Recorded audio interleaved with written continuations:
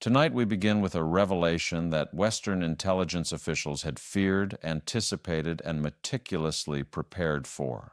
A revelation that unfolded not over months of analysis, but in a matter of 72 critical hours. 72 hours that exposed a vulnerability Putin has spent decades concealing. 72 hours that sent shockwaves through the Kremlin's inner circle. 72 hours that may have fundamentally altered the trajectory of Russia's war in Ukraine. What Vladimir Putin did this week crossed a line that NATO strategists had hoped would hold, and when that line broke, Western intelligence agencies did not hesitate. They responded with precision, coordination, and devastating effectiveness. Because buried within classified intelligence assessments confirmed by multiple sources across 3 separate agencies lies a truth that the Russian president has desperately tried to suppress. Vladimir Putin has a weakness, a singular, exploitable fear that keeps him awake in the pre-dawn hours of the Kremlin. A vulnerability so profound that his entire strategic apparatus has been constructed around concealing it. And tonight, for the first time, we can reveal exactly what that weakness is and why Western powers have finally decided to exploit it. For 18 months now, there had been signals, not official diplomatic communications, not formal intelligence briefings, just signals that Putin was preparing something unprecedented. Putin has been aggressive, yes, but he has been calculated in his aggression. His moves have followed a certain predictability, a rhythm, almost a choreography that Western analysts had learned to read. But what set off alarm bells in Langley and London this month was that the choreography went silent. Intelligence analysts who monitor Russian military communications know the indicators. The sudden repositioning of strategic assets, the unusual movement of command personnel, the encrypted communication spikes between Moscow and field commanders, the sudden disappearance of key figures from public view. All of that went quiet, and whenever Putin goes quiet, it means something is about to get loud. The silence began 3 weeks ago when satellite imagery showed unusual activity at 7 separate Russian military installations.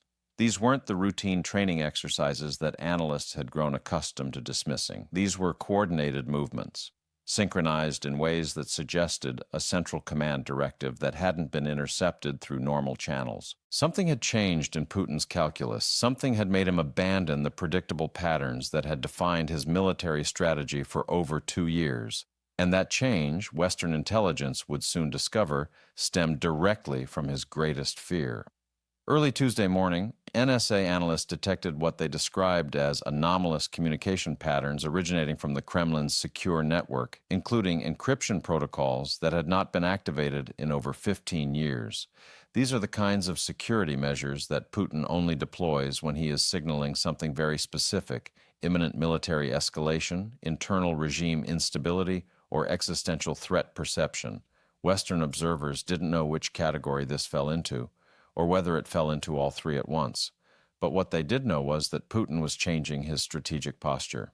And when an authoritarian leader with nuclear weapons shifts posture without explanation, even by the smallest measure, every intelligence agency on Earth pays attention. The breakthrough came from an unlikely source. A mid-level Russian military official whose identity remains classified provided CIA operatives with documents that confirmed what analysts had long suspected but could never prove. Vladimir Putin operates under a singular, overwhelming fear that shapes every strategic decision he makes. It isn't NATO expansion. It isn't Western military technology. It isn't even the prospect of battlefield defeat in Ukraine. Putin's greatest fear is internal. It is the specter of a palace coup orchestrated by his own security services, the very apparatus he built to protect himself. The intelligence assessment issued by the Director of National Intelligence tonight was not normal. It was not routine. It was not symbolic. It was urgent. Official after official emerging from the closed-door Senate briefing described Putin's psychological profile as increasingly paranoid, dangerously isolated, and perhaps, most importantly, operationally compromised by his own fear. But paranoia only works as a defensive mechanism if the threat isn't real. For Putin, the threat has become very real.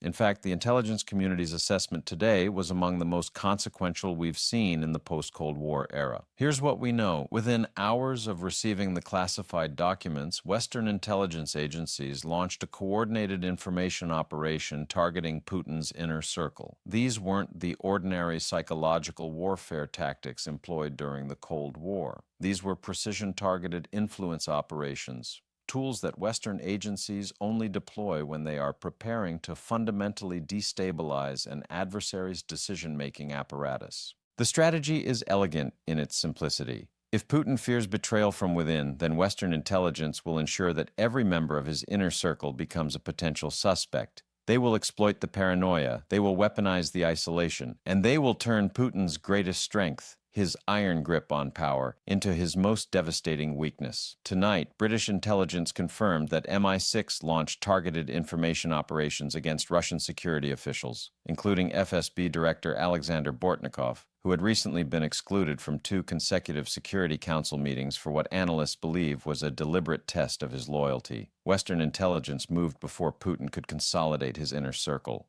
They targeted Bortnikov's communication channels. They targeted Defense Minister Sergei Shoigu's personal security detail. They targeted the financial networks of oligarchs that were likely preparing to support any internal power transition. In other words, Western intelligence targeted the connective tissue of Putin's regime, the relationships and loyalties that hold his power structure together, the trust that would have made any succession plan operational. This is what made the DNI's warning so urgent. Putin's response to the perceived internal threat wasn't just symbolic. It was actionable. It represented the kind of internal purge that could destabilize Russian command and control if left unchecked. And Western intelligence, understanding that fully, responded with force, not recklessly, not impulsively, but strategically. They didn't expose their sources. They didn't compromise their methods. They hit Putin's confidence in his own security apparatus. They hit the foundational trust that every authoritarian requires to maintain power. The documents obtained by Western intelligence reveal a Putin consumed by questions. Who is loyal? Who is waiting for weakness? Who has been compromised by Western intelligence? These are the questions that have kept authoritarian leaders awake for centuries, and now they are the questions consuming the most powerful man in Russia. And here's where the story becomes even more significant. Intelligence analysts now believe that Putin's latest military moves in Ukraine were designed to test the resolve of his own generals after months of battlefield setbacks. Putin wanted to see whether his military commanders would execute aggressive orders without hesitation. But instead, the opposite happened. His generals didn't execute with the speed and efficiency Putin demanded. They hesitated in ways that were so noticeable, so unprecedented that even Putin's closest advisors noticed. You don't get Vladimir Putin's attention easily. But this month, his own military did. Senior intelligence officials speaking with major news outlets under anonymity described Putin's internal purges as prophylactic, a way to eliminate potential threats before they materialize. But Western intelligence proved today that they remain both aware and adaptive. Their information operations were not only timely, they were calibrated so precisely that they amplified Putin's existing paranoia without revealing their hand. That subtlety matters because it shows the sophistication of Western intelligence tradecraft. It shows that the CIA and MI6 are not passive observers of Putin's internal struggles. They are active participants, shaping the information environment inside the Kremlin itself. The psychological profile that has emerged from multiple intelligence assessments paints a picture of a leader increasingly detached from operational reality. Putin receives carefully curated briefings from officials terrified of delivering bad news. He surrounds himself with yes-men who validate his strategic assumptions, and he has systematically eliminated anyone capable of offering honest counsel. This isolation, intelligence analysts believe, is both Putin's armor and his Achilles heel. As reports continued coming in throughout the evening, we learned more about the scale of Western intelligence operations. CIA operatives carried out targeted asset recruitment in Moscow, forcing FSB counterintelligence to divert resources from Ukraine operations. British intelligence targeted communication infrastructure that had been modernized in the last 18 months. German BND operatives working inside Russia reportedly disrupted financial networks used by the Kremlin to fund internal security operations. This wasn't just espionage. This wasn't just intelligence gathering. This was strategic psychological warfare. This was an assault on Putin's perception of reality. And perception of reality is the one thing Putin has struggled to maintain since the initial failures of his Ukraine invasion. For every territorial advance Russia has made, Western intelligence has countered with something that undermines Putin's confidence in his own power structure. The scale of these operations suggests a coordinated Western strategy that goes far beyond supporting Ukraine on the battlefield. This is about attacking the Russian regime at its foundation, the trust between Putin and his security services that has kept him in power for over 2 decades. Intelligence sources indicate that at least 14 senior Russian officials have been placed under enhanced surveillance by the FSB in the past 6 weeks alone. That level of internal scrutiny indicates a regime eating itself from within, exactly the outcome Western intelligence sought to achieve. Remember, Putin thought his security services were impenetrable. He thought his system of overlapping intelligence agencies, FSB, SVR, GRU, all competing with each other, would prevent any single faction from accumulating enough power to threaten him.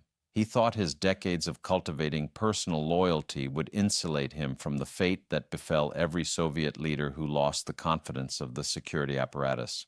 But tonight, the exact opposite is happening. His security services are compromised by internal suspicion. His intelligence agencies are paralyzed by fear of purges. His personal loyalists are calculating their options if the regime begins to collapse. The historical parallels are impossible to ignore. Every authoritarian regime in history has faced this moment. The moment when the leader's paranoia becomes so overwhelming that it begins to undermine the very apparatus designed to protect him. Stalin's purges, Saddam's internal security obsession, Gaddafi's final days of suspecting everyone around him. Putin studied these cases. He believed he had learned from their mistakes. But tonight's intelligence revelations suggest he is repeating the same fatal pattern. What makes this moment so dangerous and so potentially transformative is that Putin's latest moves happened at a time when he is under unprecedented pressure from multiple directions. Russian military hardliners want escalation in Ukraine, including tactical nuclear weapons deployment. Russian oligarchs want de-escalation and sanctions relief to restore their frozen assets. Russian nationalists want victory at any cost, regardless of Western response. And Russian security services want stability and are increasingly uncertain whether Putin can provide it. Putin is balancing these demands while simultaneously fighting a war that has gone catastrophically wrong. And when leaders in that position make sudden moves, they're not doing it from strength. They're doing it from pressure. They're doing it from vulnerability. The intelligence assessment presented to Congress this week included a classified annex that reportedly detailed scenarios for Russian internal instability. These scenarios, according to sources familiar with the briefing, range from gradual power transitions to sudden regime collapse. The fact that Western intelligence is actively planning for these contingencies indicates just how seriously they take the current moment. Putin's weakness isn't just a vulnerability to exploit. It's a potential trigger for scenarios that could reshape global security for decades. The State Department's statement, now distributed to every U.S. embassy worldwide, was designed to signal that Washington is not willing to allow Putin's internal instability to result in nuclear escalation. Officials said plainly that Putin's recent military posturing was inconsistent with responsible nuclear stewardship. That is diplomatic language for "We see what you're doing and we're prepared to respond." You don't usually hear that tone from the State Department unless something serious is at stake. The statement was accompanied by a significant increase in U.S. strategic forces' readiness, not to threatening levels, but to levels that ensure rapid response capability if Putin's internal crisis spirals into external aggression. NATO Secretary General communications with member states have emphasized the importance of maintaining alliance cohesion during this period of Russian instability. The fear, expressed privately by multiple officials, is that a cornered Putin might lash out militarily to demonstrate strength to his internal rivals. This is the nightmare scenario that has occupied Western strategic planners since the Ukraine invasion began. A Russian leader who feels he has nothing to lose, commanding the world's largest nuclear arsenal. Meanwhile, Ukrainian President Vladimir Zelensky addressed his nation in a measured, purposeful speech tonight. He said, We have always known that the greatest threat to Russia comes not from outside its borders, but from the corruption and fear within the Kremlin itself. He said, Ukraine does not seek the collapse of Russia. We seek the end of Russian aggression, but if Putin's own paranoia achieves what our military cannot, we will not mourn. And he said, every day Putin spends suspecting his own generals is a day those generals are not planning operations against our people. These are not rhetorical flourishes. These are statements from a wartime leader who understands just how high the stakes have become and who recognizes the strategic opportunity that Putin's weakness presents. Zelensky's intelligence briefings, coordinated with Western partners, have given him unprecedented visibility into Kremlin dynamics, and his messaging tonight was clearly designed to amplify Putin's paranoia, not alleviate it. Here's what makes the situation even more concerning. Putin's latest internal security moves weren't isolated. Along with the FSB surveillance expansion, Russian military intelligence also purged 3 senior GRU officers with Ukraine operations experience. The Russian National Guard increased security around strategic nuclear facilities by 40%. Russian state media increased propaganda targeting internal traitors and foreign agents. All of this happened within the same 14-day period. When Putin moves multiple pieces at once, it means something larger is underway. The coordination suggests a systematic effort to shore up regime security, the kind of effort that typically precedes either major military operations or anticipated internal challenges. Western intelligence believes Putin is preparing for both possibilities simultaneously. The implications extend beyond Russia's borders. China, watching Putin's internal struggles closely, has reportedly begun distancing itself from certain aspects of Russian cooperation. Iranian military advisors in Russia have increased their security protocols. Even Belarus's Lukashenko has made unusual public statements about the importance of stable leadership. The wolves, it seems, are beginning to circle. Intelligence analysts are now considering several possibilities. One is that Putin is preparing a major military escalation to demonstrate strength and rally internal support around external conflict. Another is that Putin is attempting to consolidate power through purges before any internal challenge can materialize. A third possibility, the one worrying officials the most, is that Putin is attempting to identify a successor, signaling to internal factions that a power transition may be approaching. But today, Western intelligence took that third option off the table. They didn't allow Putin to control the succession narrative. They didn't allow him to position chosen loyalists. They didn't allow him to manage the internal perception of any transition. They injected chaos into every potential succession scenario by ensuring that no single faction can trust any other. This strategy, known in intelligence circles as fracturing the coalition, is designed to prevent any organized internal movement against Putin while simultaneously preventing Putin from organizing any controlled transition. It keeps the regime frozen in a state of mutual suspicion, unable to move forward, unable to move backward, unable to trust anyone enough to make decisive changes. What we're watching now is a test of resolve. Putin wants to see how far he can push without triggering overwhelming response. Ukraine wants to show that Russia's internal weakness can be exploited militarily. NATO wants to prevent escalation while maintaining pressure. And Russian internal factions want to prevent being the next target of Putin's paranoia.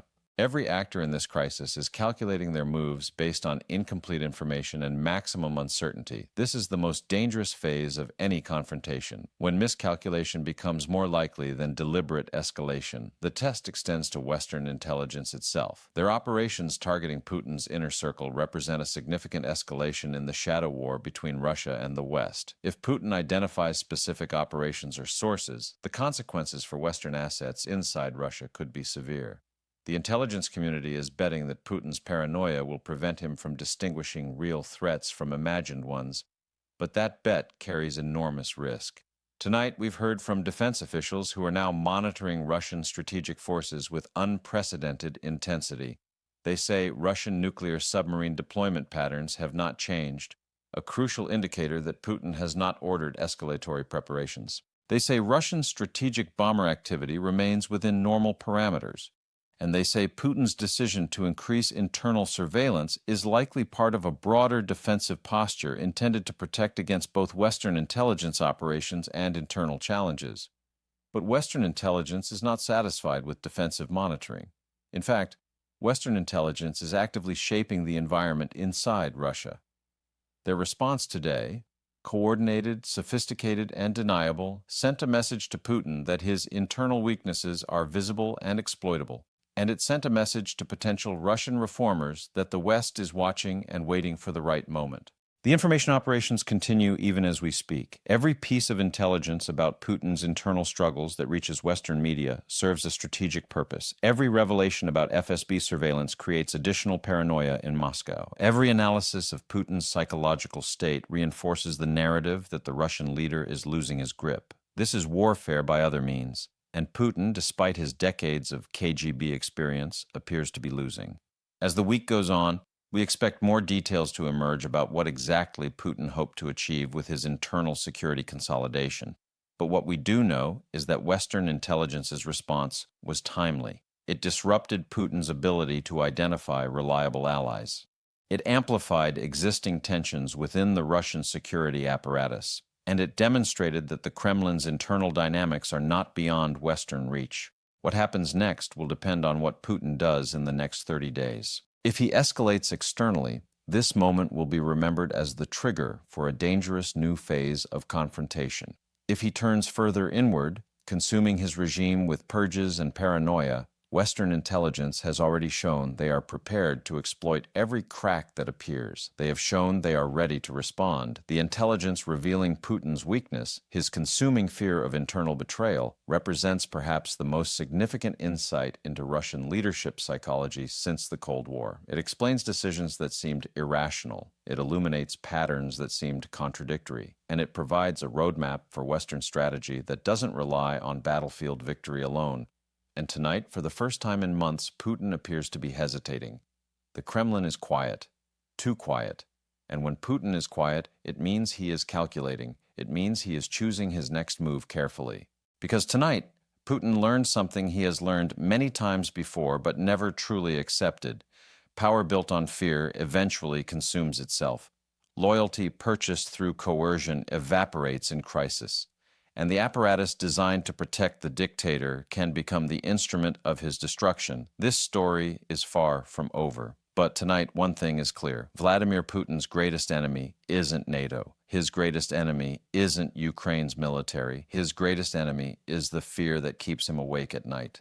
The fear that somewhere in his own Kremlin, someone is waiting for the moment of weakness. And Western intelligence has just shown him that moment may already have arrived. We will be here watching every detail as the next phase unfolds.